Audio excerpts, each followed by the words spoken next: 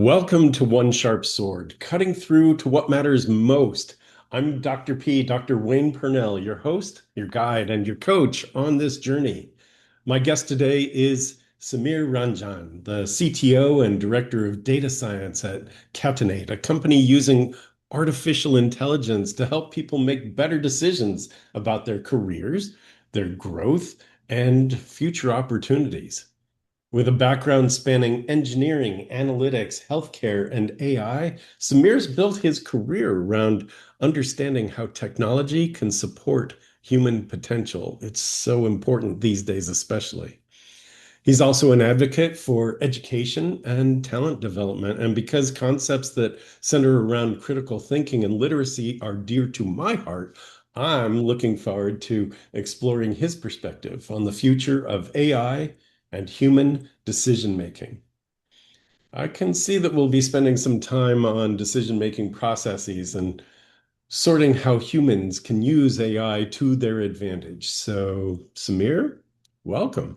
Thank you so much, Dr. P. And I'm excited to be here. I think this can be a great conversation. I remember we had an earlier discussion, and I love the notion to some exchanges, and let's see where this conversation takes us. That's how this podcast works. People always ask me, "Oh, can you send me the questions you have ahead of time?" And it's like, Yeah. I don't have questions ahead of time. I have ideas about what I want to talk about. And usually it's the human path that opens up. And then I did this, and it's like, well, why? What happened? And what, right? So here's where we're going to start. We're going to start with what it is you do, catenate. I always want to put an N at the very beginning, like cantonate. It's not that, it's catenate, C-A-T. Uh, Catenate. Yeah. yeah. All right. So let's talk about what you're doing now, because your focus right now is on education and helping students and people in career transition to make better choices about their future. So let's talk a little bit about that, and then we'll wind back the clock a little bit and find out how did you get there? Because you've done some serious data analytics and research, and some of the projects you've worked on have been really significant. So I want to dive into that too, because I think our audience could be enlightened a little bit. Sure, sure, sure. So let's start with Catenate. Catenate, we started in 2021. The name itself came from the word concatenation, which basically means chain reaction.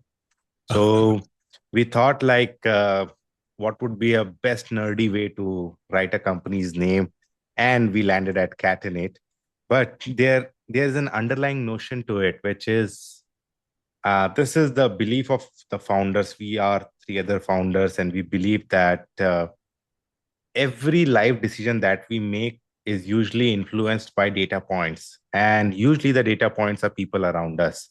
So, for example, I want to go pursue my higher education at a college. I'll basically ask few people that what should be my major, what I should do, because I will have some hypothesis in my head that I can be a good aeronautical engineer, but I'll definitely go to the counselors and will try to validate it. Now, same happens about the money matters, which stock portfolio I should go invest. Same thing happens on whom I should go marry, uh, dating world, right?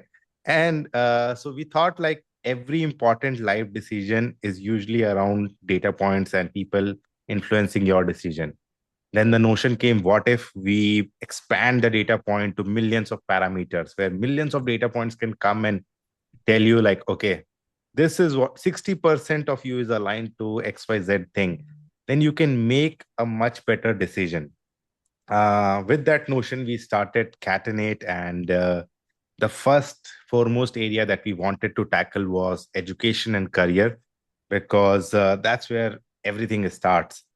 And education, since it is very close to my heart, and the career piece of it, because I have been not a formal educator, but trying to educate people or giving guest lectures, taking the professorship at different places. over the last decade, I believe that education industry per se is very much colluded with confusion, because every single person who enters a college, on the day one they have a dream, on day two they have confusion, and by day three they hate the entire education industry and the whole education system. Do you We think want that starts with expectations, right? I expect I'm coming into this institution, they're going to fill me with knowledge, and then I'll have everything I need to go out and conquer the world. And day one, you're like, yeah. And day two, you're like, whoa. And Yeah, I think so. I think like and I think like this is what we learn by spending time in corporate, that there's a huge gap between what do we market and what do we sell. So we market the vision yes. and we sell a product, and the product has its journey to reach to the vision, which is any education system, any college will say that uh, will make you the best engineer who is out there, or the best CEO, because see the list of CEOs we had who graduated from our college, but they don't market the age, because the CEO might have been at the age of 55 years old, and someone who is 21-year old who is entering the education ecosystem thinks that they will become CEO, but they don't understand that there's a gap of 40 years or 30 years that will take them to be that CEO. So you're very right in saying that it's always the market versus what you're selling. That Mhm. gap is so huge, it creates a lot of pressure on the young minds and the young brains. So you use data to inform. It's like a stochastic process, right? This is all about given what we know, what's the probability of success on any particular pathway? Yeah, yeah.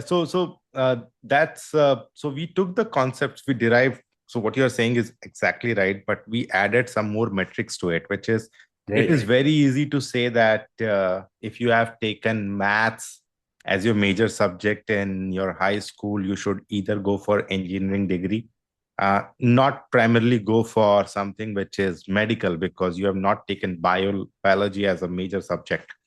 But then one more element comes into the picture, which is who you are as a person, right? We we discover ourselves in our entire lifespan, that we are changing every day. Every experience shapes us into something. So we thought, let's take a principle of soft skill, the Ikigai, which is who you want to be, and Yes. then merge it with career. So it becomes a little bit more fulfilling and more directional, rather than just probabilistic, that yes, this is who you are because you have just taken the maths. I know a lot of mathematicians who are great DJs, but my system would have never predicted it if it was just based on the probability of careers. Yes. So it's interesting that you brought in Ikigai because it's a beautiful concept of for those that don't know, it's the concept of purpose. Who am I? What matters so much to me that I just want to do this? How do you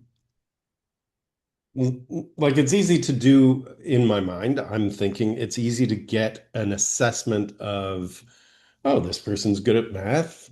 They're pretty good at English. They aren't so great with chemistry. Like it's easy to get an assessment that way. How do you get purpose out of somebody? Right. Then what we did was we took the concept of behavioral economics. It's by Dr. Kahneman, who has written the book Noise and Think Fast, Think Slow. So those books, we basically took out the concept, married it with Ikigai. Now, if I'll just take Ikigai as a principle, in my head, it is very monk-ish, which is you have to be a monk kind of a thing, where you have did all the self attainment and you have understood yourself, but that's not who everyone is. We Right. all tend to work towards earning something, right? For people who are working for the society, their dollar amount that they want to earn might be zero, and for someone it might be billions and trillions of dollars. But at the end of the day, we are trying to work towards something. So we married both the concepts. We took the philosophy of Ikigai, which is spirit, purpose, passion, and reward, and then took the concept of behavioral economics, which is in a given situation, how will you act? And when you add these two, Now I can put a number metrics over spirit, over profession, over purpose, over reward. But to just an outlook of how you will act in a corporate setting where at the end of the day you will earn something. So I'm just trying to narrow it down to a level where I'm saying that, okay, I cannot go and tell whether you can be a priest or a monk or somebody who is the best NGO worker who doesn't want to earn money. I just want to narrow it down to the people who are looking to make a career, a profession, who want to have a living income till they are they become self-attained monks. So that's what we have done. So are you working with people that are in career transition? Like they got out of college, they've been doing what they've been doing for 10 or 15 years, even at various companies, because there's a lot of job hopping that happens. Um, and then they come to this place of, is this all there is for me? I think I'm more. Like that's my sweet spot. I work with people in what I would consider the existential dilemma, which is, well, I did all the things I'm supposed to do.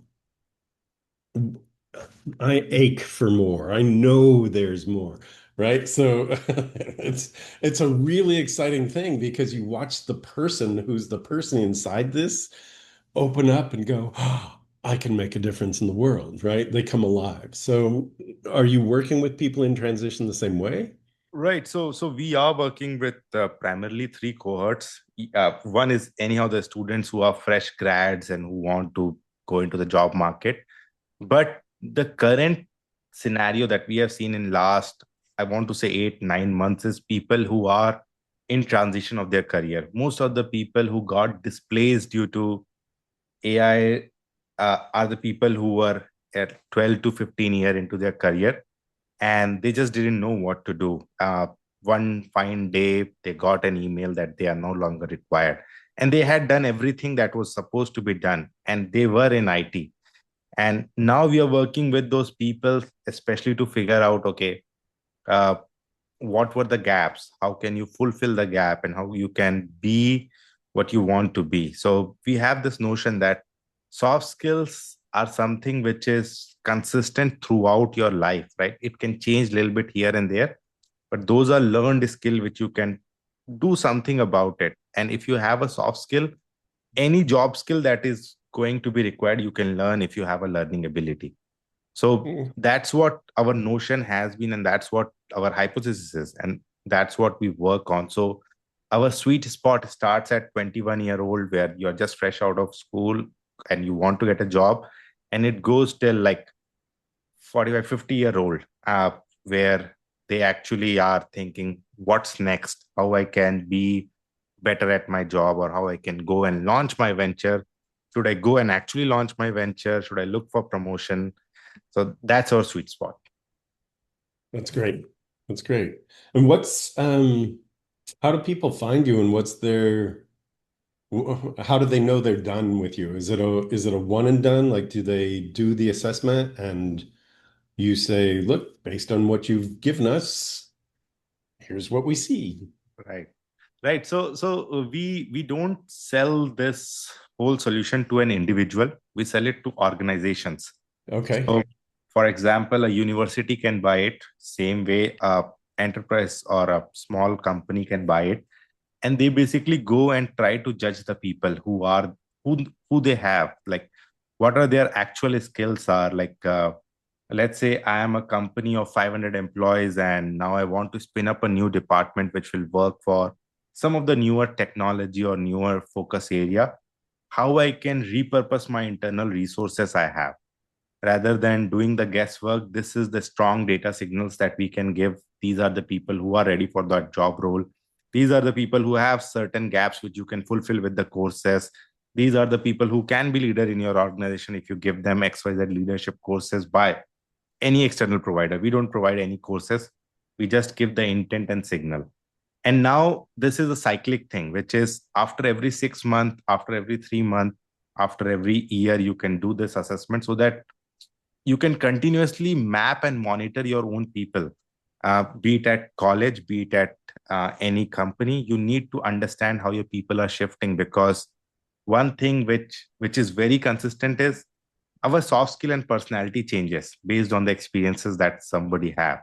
If somebody got married recently, they will behave very differently than somebody who got divorced.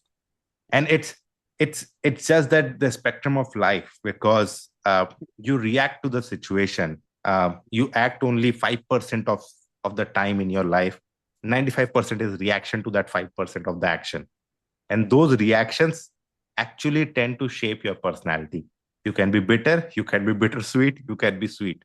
It just depends on what has happened in your life in the past month. So Very this nice. becomes a very continuous assessment over a period of time.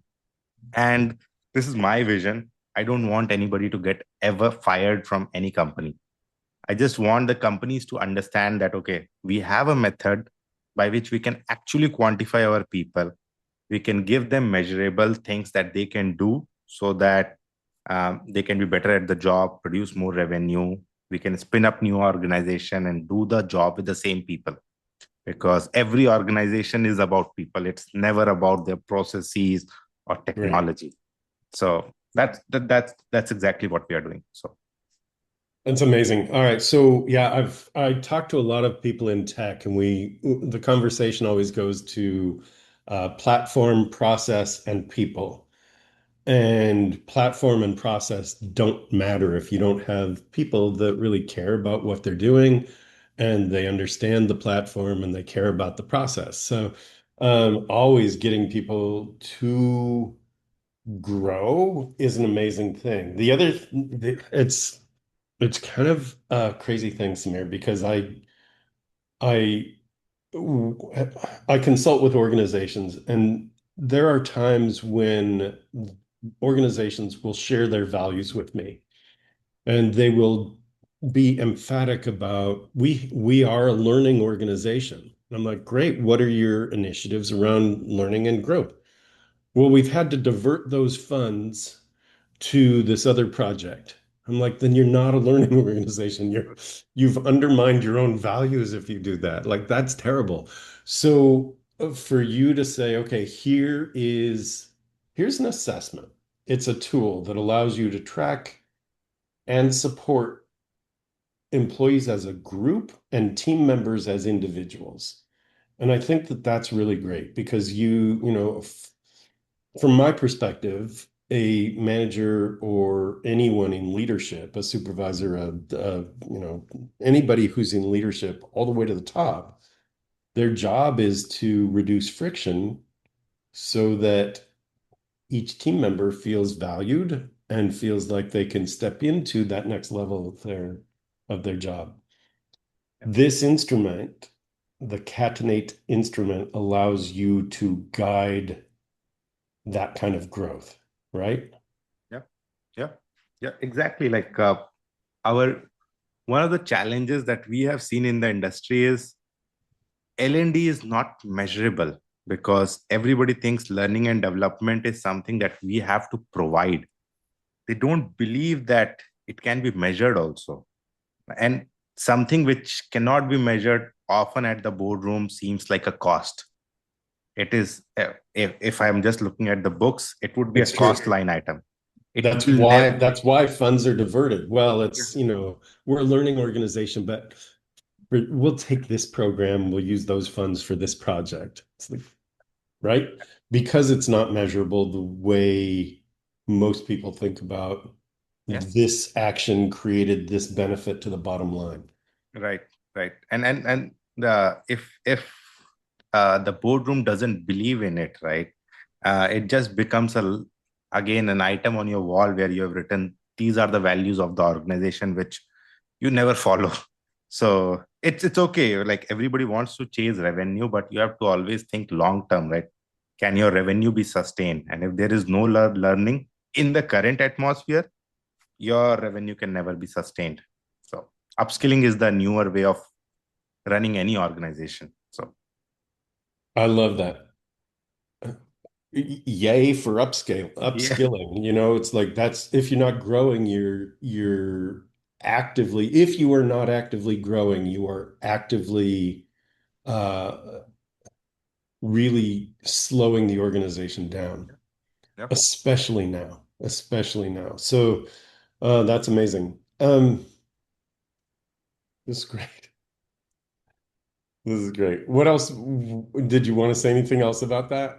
Because Yeah, I have other yeah, I questions. think, yeah, more or less that's what the point. I think like one thing which um, we have seen is people dependent or being too much dependent on the courses platform for these job where their job is not to do the, they can track well whether somebody completed the course or not, but they cannot tell somebody whether they learned anything or not.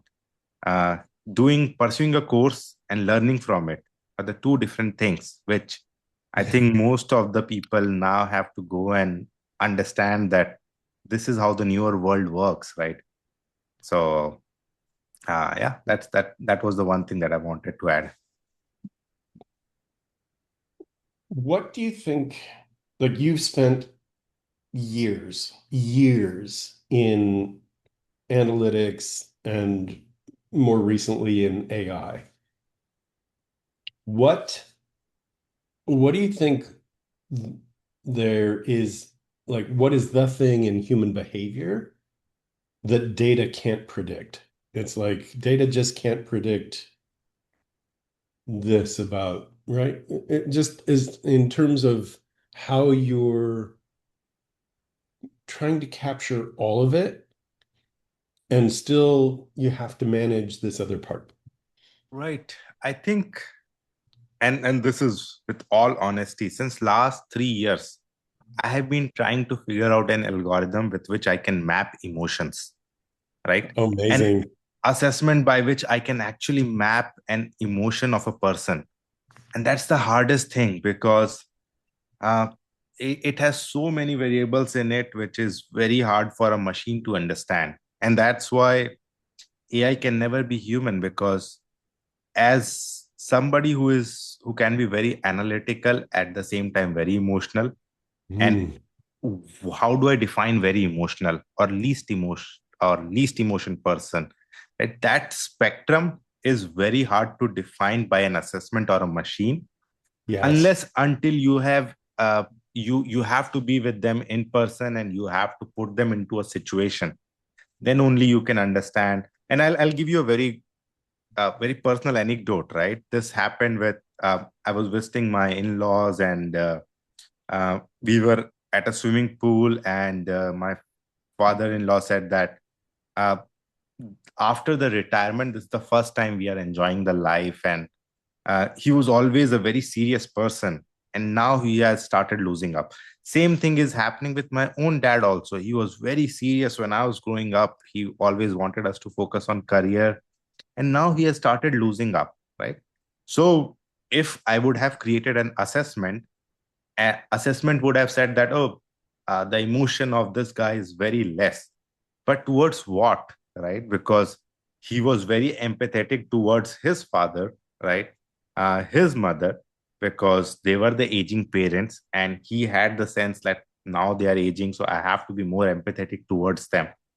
But since we were young in the teenage years where boys being boys kind of a thing, so he couldn't be that empathetic towards us. He has to have Hmm. that strict borderline things, right? Now, this becomes very hard to map it mathematically, emotions, right? So that's the one thing I have not been able to figure out in any of my researches. How do I create an algorithm?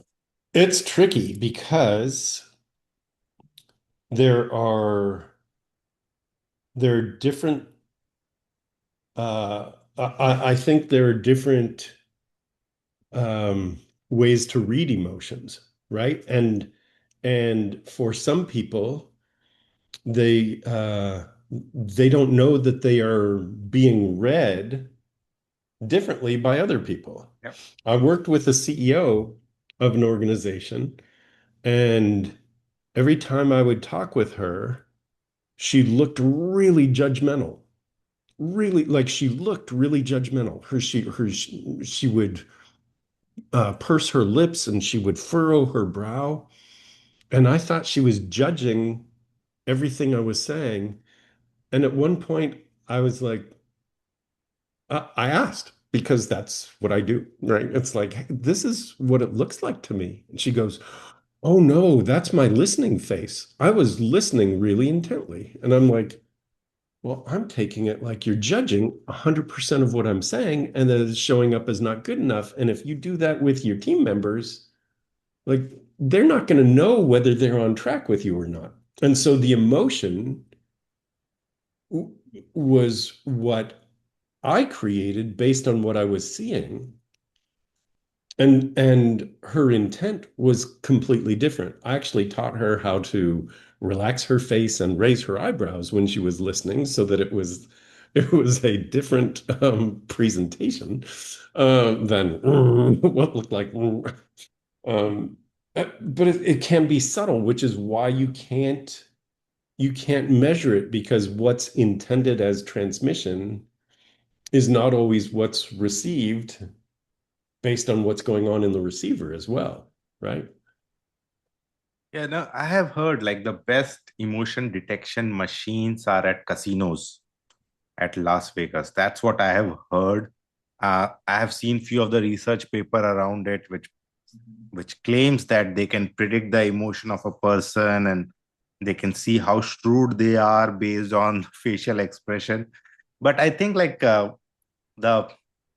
the chances of false negative will be very high in it because it just depends on how you master your face, how poker face you can have, and Right. then machine goes suddenly off, right? So it's I hard to. mean, there's so much that goes into it. Plus, the other thing is that you talked about being reactive. We believe that people typically believe that emotions are real Hmm. and that their thoughts come after their emotions. And what you've hinted at is that actually thought happens first. It's based on how we interpret something, anything in that instant, and it's a micro instant. We interpret it. That's the thought.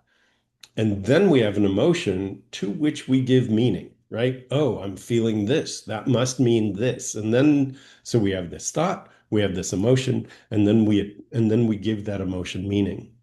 And it's like a lot of the training that I do with high performing individuals is about, let's look at your thoughts, right? First, what's creating the emotion?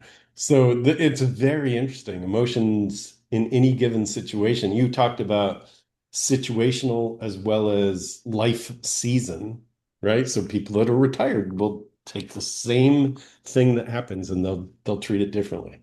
It's great. You know you are bigger than the life you are leading.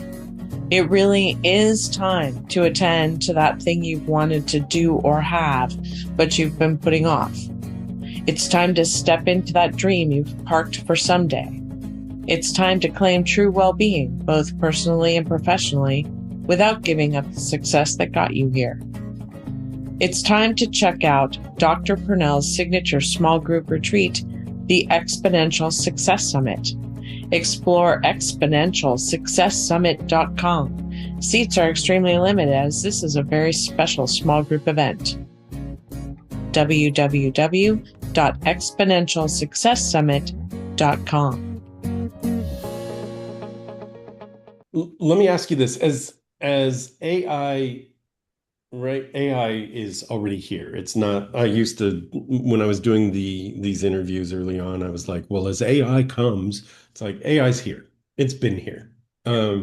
So as AI becomes more capable, and that's the way to frame it because it's here. As AI becomes more capable, where do you think human judgment becomes more important rather than less important? Because a lot of people are abdicating. They're not delegating, they're abdicating their own reasoning, their own judgment. So, you're a data analyst. You're deep into that world, plus you've married that with a little bit of psychology that, right? It's like the human part of that. So, Yes. so talk a little bit about the human side of this.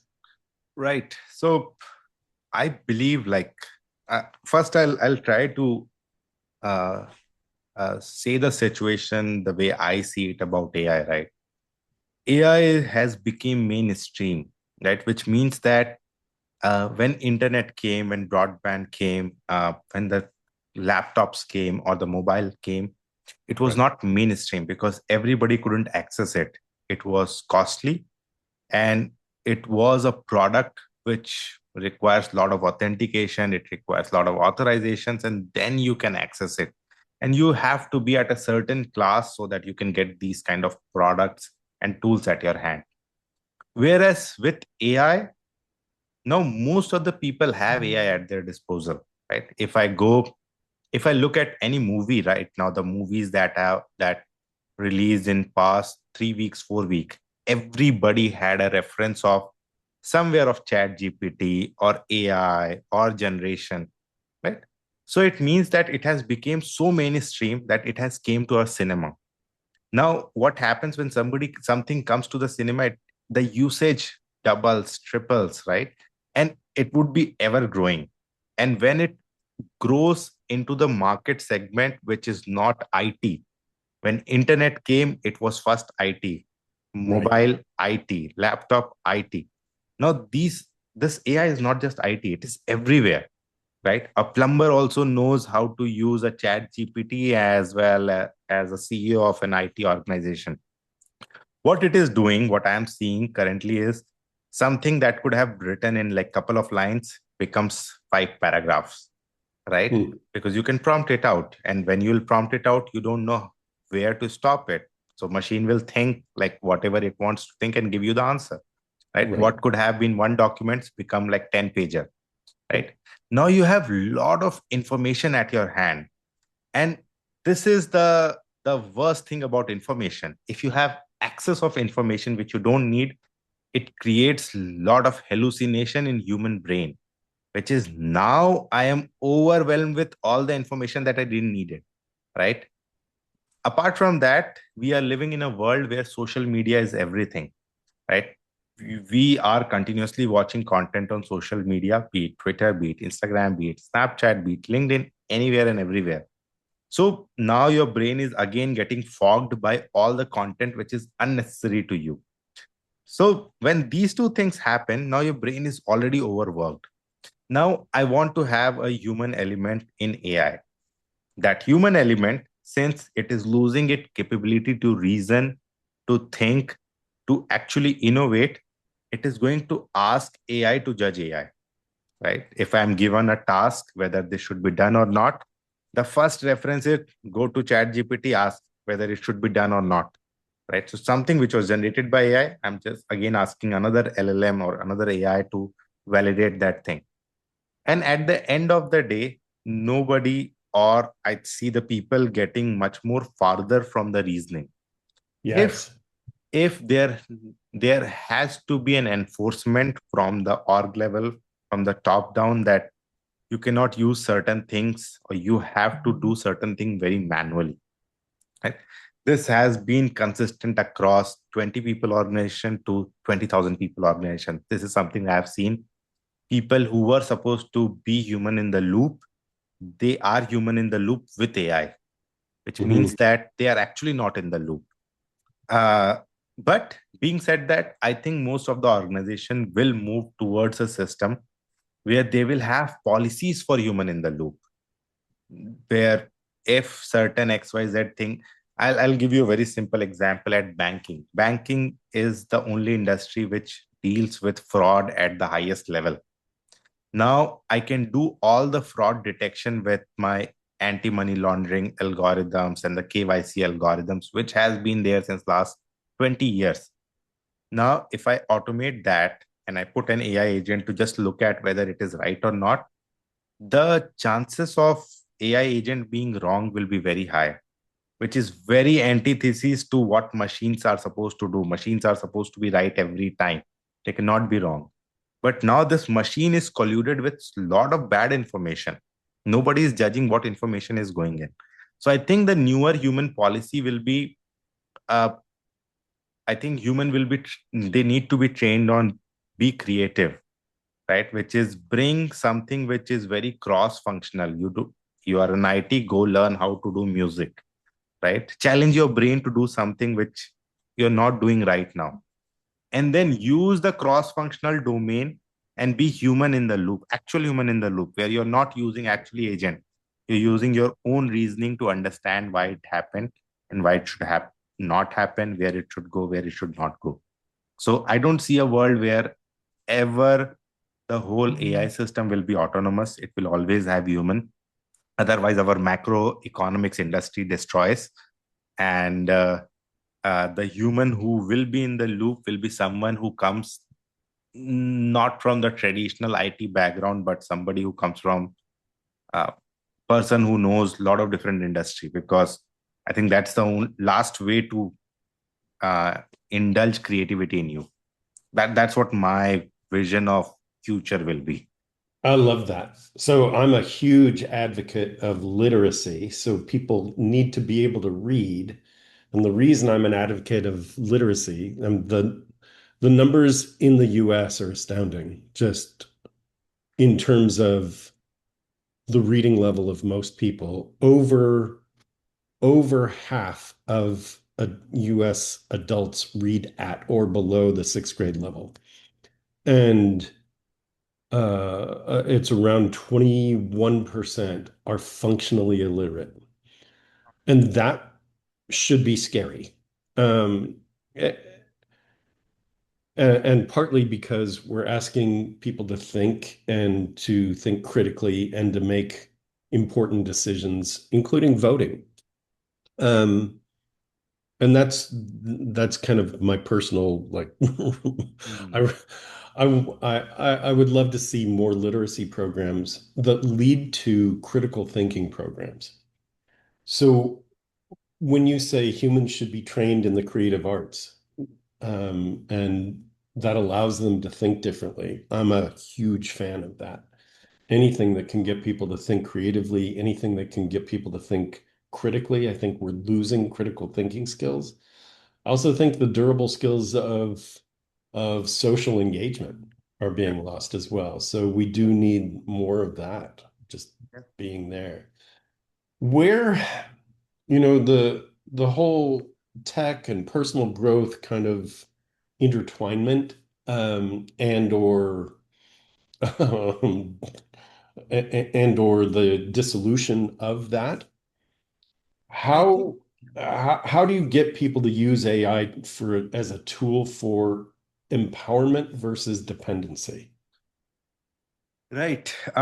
So this starts at the school, university level, where I have seen people, especially teachers, basically, they came to me last month and they had this thing like, what should we teach and where should we ask them to stop that they should not use AI, right? And this is a huge debate and question across the world, like, what should we teach and what should we say that you cannot do it with AI? And the solution that teachers have found, and or the solutions that they are doing right now, is we'll ask them to write the exam paper, we'll ask them to be in a class and write something, right? My whole idea or the argument, the counter argument was, why don't we change how do we test a person, right? Rather than asking them to not use the technology or be a contained environment, just use the technology. Let's change the method by which we actually judge whether they pass the course or not, right? We can change the method of examination, because then it would become much more better in terms of innovation that we can embark there.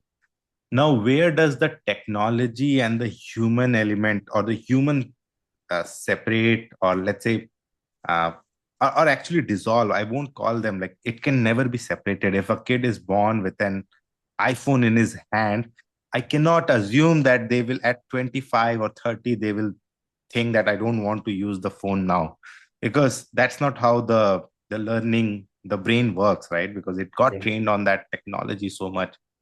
What I think, what you the human element can only be added, and this is, I'm a huge advocate for liberal arts, right? I think in the education system, it has to be a mandatory subject where you have to go and learn something in that direction. And same thing, we can take the concept and put it into the workplaces also. When you want to run a L&D program or an upskilling program, add a liberal arts program there. It might be anything. It might be as simple as doing poetry to pottery, right? You create pots, create poem, anything that you are not generating, but you are, and even if you want to generate, you generate something which is original, which makes some sense, right? Which speaks your story. Uh, in the current generation where everything is a swipe away, uh, I cannot take technology out of their hand, but I can. I think one industry that I have seen exploded in the past decade is experiential industry, where I don't know whether you have seen this, where people are waking up at 7 a.m. to be at a coffee shop, and coffee shop has a complete DJ setting. People are drinking their matchas and enjoying the music, EDM, right?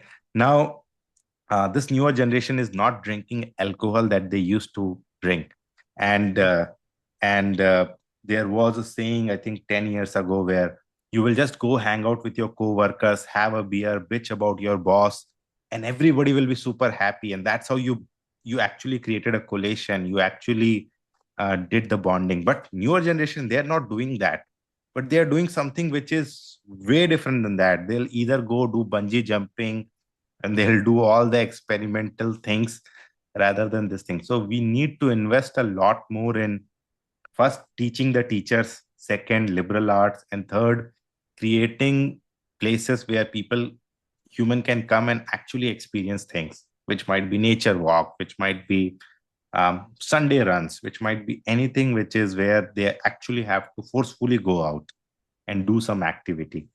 And then I think when they are married with the technology, things will be still fine human, because they will at least take out some time to do something which doesn't require mobile or laptop. Amazing. That's so positive. I love that. And just to underscore it, bonding happens through experience. And it used to happen as the experience of drinking, and Yeah. there's, what you described in, complaining about the boss. Yeah. People come together when there's a common enemy, right? So like sporting events, we're gonna beat them and they're gonna, right? So there's this common enemy of, in politics, it's the same thing. In the workplace, one hopes that it's not the boss. It could be the workload, it could be whatever, but sometimes it is. And so coming together and creating this common focus, I think through experience, whether it's ropes or walks or whatever. I love that it's the common experience is the bonding experience. It could be the next wave of really bringing people together. Yeah. Because, so I'll just say when I run retreats, I bring people together. It's a small group usually of high performers who are looking for a different way of thinking and a different way of experiencing. And I have sent them out to look for very specific things in the world, right? So, like you walk down a sidewalk, you just walk down a sidewalk, you're thinking about where you're going. You don't think about, wow, somebody actually planted flowers right here. And there's very specific flowers, and they have a very specific shape and texture and even smell. And do you bother to notice? There's small stuff, the architecture. Like as I'm talking to you, I'm in New York, and behind my computer, my windows are open, and I've got New York and bricks and different colors, and there's a fire escape that I can see, and there's a different building with a different color. It's fascinating, and and we don't usually notice. It's just part of the landscape. So. I love that as much as you're into data, you are really encouraging people to take time to notice. Yep. Notice who you are, where you are, who you are in your environment. Yeah. Love that. Yeah. Curiosity is the key. Like again, we can build as much technology as we want, right? We won't change the world with it, but I have like every innovation that has been there in the world came from a person who was curious and did something which everybody saw, but nobody bothered to do it. So none of the innovations have ever happened by somebody who who sat at a laptop and did like 24 hours of coding and actually innovated something. Never happened. So you're saying all the right things, at least to me. Right? I'm such a fan of curiosity. It's one of those things where I will sometimes sign off with "stay curious," right? It's for me, for those that have followed me for some time, they know I keep a curious George with me wherever I go. I keep a little curious George monkey as an inspiration, as something that makes me smile through the day. And the idea that I like to share around curiosity is that if you stay in this place of curiosity, it keeps you out of judgment, right? I wonder is so much different than, oh, that's because, right? And it's like, I wonder. So I love that. Curiosity is the key, is one of the strongest things. And I'm glad you said it. Thank you. That's so good. So what about you? Like kind of personally, what decision along the way changed your own trajectory? Right. So um, I started as a mining engineer in my career where I actually had to go 1,000 feet below the ground to mine out the zinc and the other minerals that we were mining at that time. And I was super curious because when I'll go and say somebody that I'm a mining engineer, they they can't even comprehend what I'm talking about. That Hmm. we have like columns, we have different roads inside, like 1,000 feet below the ground, and it's a whole city that lives there, right? Because they go work and it's 24 hours mine, 24/7. So every day somebody is working in it. So it becomes a workplace, right? Then how when you now when you start thinking, okay, people are living there, then there has to be facility by which they can get the air, right? So that's the first level of curiosity. Okay, how will you make the air reach there? So it's a whole different kind of engineering. But Yeah. one thing that I learned there was it's a human operation as the highest efficiency at the environment where human can sometimes be very inhumane. 1,000 feet below the ground, the temperature is around 103 degree Fahrenheit, which basically is a temperature where you actually get fever, right? And the air is artificial, water is scarce, like you don't get too much water, and you are working at a very highly noised environment where the machines Mhm. are drilling, the diesel fumes are around you, and the blasting is happening at the same time because that's how you mine the things. And still at the same time, nobody is killing each other. People are not killing each other, right? Right. So it's a human efficiency at its peak where everybody is being professional. And I was working with people who were practically illiterate. So they had just the lowest form of education, which might be they just graduated high school, or sometimes didn't even graduated high school, took some diploma, they learned a tool and started working there. Now, and there are people who have like advanced degrees who are going there helping them out. So how do you manage a lot of people at an environment where it should not be managed? And I think that's where my whole brain started thinking like, let me go and collect some data around it by which I can actually figure out why it is happening. And my job was very simple. Um, mine's manager wanted it to be optimized to the level that they're always in profit, that every shift they are actually generating revenue. And my whole job was very simple. I thought like, if I can figure out that none of the employee or every employee has an alternative employee where if one person doesn't come, next person can go in and fill in the job, it would become the best efficient operation. And I was able to do it. Just I was able to marry the data with the human psychology, which is I understand that XYZ won't come today because he has a function at his home and his function is in proximity of like five other family. So those family will also not come. But somebody 50 miles down the lane will definitely come because they don't know that person. And if I can rearrange the shift in a manner where now it becomes an operation, just like a Lego box for me, I can pick something, put there, my Sure. minds will always run. And I took the same principle concepts and started building different frameworks. When we envisioned Maya, I took few of the philosophies and the principles, which was very theory principles, which little bit data to back it. I just started morphing it in here. And then I think I was able to create a system with which we can be much more in human potential understanding. And at the end of the day, I have learned only one thing in my decade long career, that it doesn't matter what you know, what you don't know. But if you know how to deal with people, uh, you will be you will be able to survive your life, because at the end of the day, it's people. Be it in job interview, be it for promotion, be it for funding, be it when you're hiring, when you're firing, it is all about people, nothing else.